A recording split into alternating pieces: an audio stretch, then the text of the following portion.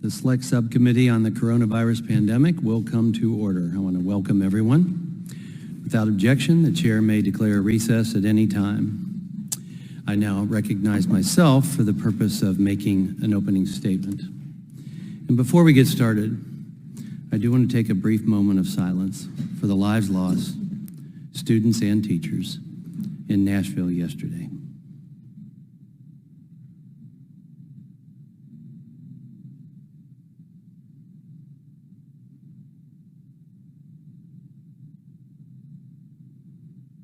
Thank you. While we are thankful for the quick actions of law enforcement, we pray and grieve for the families of those that lost their lives in this tragedy. May we someday discover the underlying events in someone's life that leads to senseless violence, so that perhaps we may prevent great harm in the future.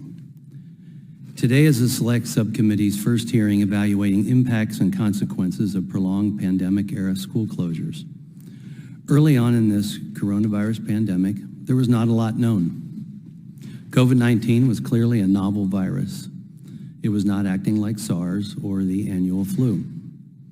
And unfortunately, China and the World Health Organization seemed to obfuscate facts in real time.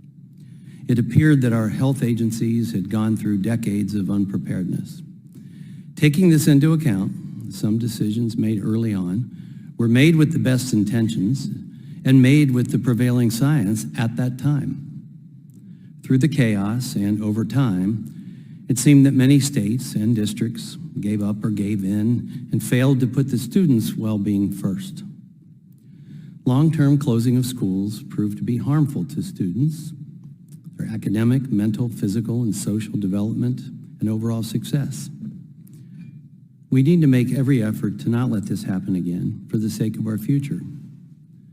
Preparing this nation's education system to effectively address a future pandemic starts with holding ourselves and our agencies accountable and being honest about it.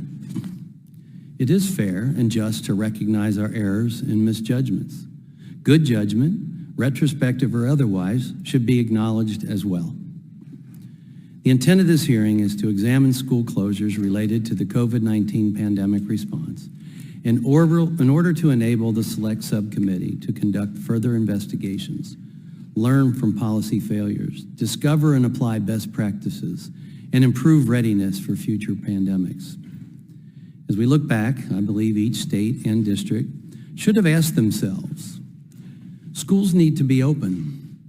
Students need in-person instruction. How can we achieve that? Many schools did just that. In full perspective, and indeed retrospectively, the baseline should have been to keep schools open and to ask how that gets done to best protect the health of students and teachers, but also provide the in-person learning and social interaction that children need in order to develop normally. Preparing a nation's education system to effectively address a future pandemic starts with holding our health agencies accountable and to expect an open scientific process, steep in accurate data in order to drive sound policy decisions. Who knows? The next pandemic may affect children more than adults. Will we be prepared to minimize harm? In the case of COVID-19 pandemic, the lingering negative effects have been many: academic, mental, economic. There are also secondary harms of prolonged school closures that fell upon children. For example, abuse and poor nutrition among them. We must strive to be prepared to never let this happen again. Our children have paid the price and are continuing to pay the price. Let's make sure that those involved with policy decisions were not motivated in some way to put themselves above our children and their futures.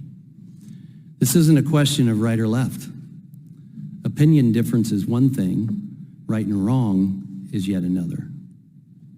It's upon us to fully investigate whether officials truly place the best interest of our nation's children first, or were there other factors at play. Honesty is non-negotiable. Our students and our families deserve answers.